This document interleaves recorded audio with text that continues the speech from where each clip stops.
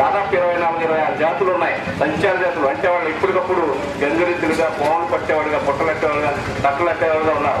వాళ్ళు సాయంత్రం ఎక్కడ ఉంటారో తెలియదు. ఏ రోజు రోజు ఏ గ్రామానికి వెళ్తే అక్కడే పడుకునే పరిస్థితి. ఆ జాతుల సంక్షేమానికి కూడా చంద్రబాబు నాయుడు గారు పాటుపడతారని చెప్పారు.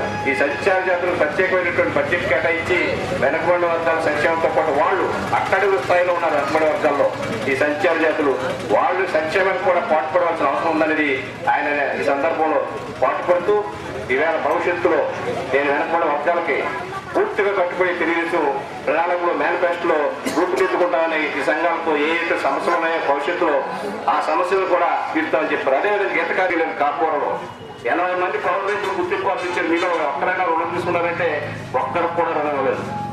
రోజు ఆంధ్ర బ్యాంక్ లంకలు కూడా తిరిగారు. చివరికి గ్రూప్ గా కూడా 10 మందికి 2-3 గ్రూపులు తయారైన ఒక గ్రూప్ కూడా లేదు. ప్రభుత్వం పౌర రైతులు ఆదుకుంటామని పెద్ద ఎత్తున ప్రచారం చేస్తారు.